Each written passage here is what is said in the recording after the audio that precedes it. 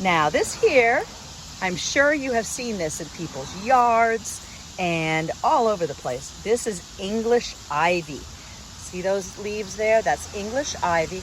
And English ivy is definitely non-native in the Chesapeake Bay watershed area. And it's also extremely invasive. If I back up a little bit, you can see this thing likes to climb. It's climbing up on this little utility area here. It likes to climb. And the problem with English ivy is it's such a good climber, it will kill trees. So if we go over here, this little patch of English ivy is going up this tree here. And what it's trying to do is get towards the sunlight. The problem is eventually it will cover this tree and kill it. So what people do is pull out the English ivy, and they also pull it off of the trees in order to protect the trees. It's very important. This park here in Vienna is very well maintained, and they've pulled down most of the English ivy in this area, which is terrific, so that we don't have to worry about the trees dying.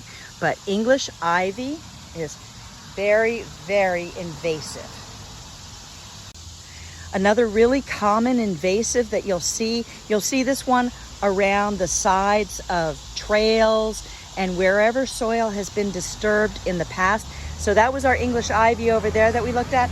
This right here is what we call Japanese stilt grass. And this is very, very common in this area. And if you look at it closely, I'm just gonna zoom in a little bit here. You can see those white lines that go down the middle of the plant? That's an indicator that it is Japanese stilt grass. And this particular plant was brought to North America as packing material. When they used to ship porcelain from Japan and they needed to pad it in some way, they would put dried grass in with it. And unfortunately for us, it was this stilt grass, and you can see it really takes over. This is a non-native invasive species, and it is really fierce because it releases seeds that can stay in the ground for years before germinating. So even when you think you've pulled up all of the stilt grass, the seeds could still be in the ground, and it could pop up again several years later. So if we look at this whole area here, it's all Japanese stilt grass, which is very, very invasive. It's a non-native invasive. Now, if you look here, this is really interesting because we have a native and we have non-natives. Let's see if you can figure out which one is native and which one is non-native. We've got the bush above, and we've got this creeping plant down below. And which one is native and which one is non-native? If you guess that the one above is the native, you're right. This is a bush that we call viburnum. And viburnum comes in all different types.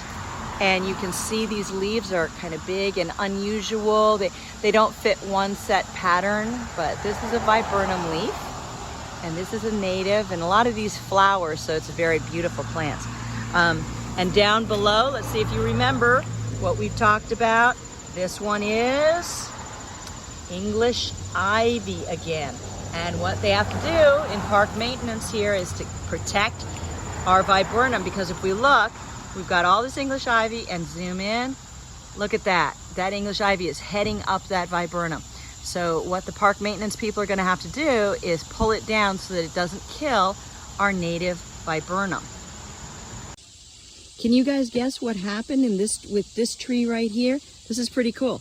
Remember I told you about how English ivy climbs up trees? Well, what these people did, you can see, they cut the English ivy at the bottom, and you don't want to pull it off the trunk because that could damage the trunk. So they just left it, and see how the English ivy is all dead there at the top of the tree? But it's not going to harm the tree anymore. They managed to keep the English ivy from killing this beautiful old tree.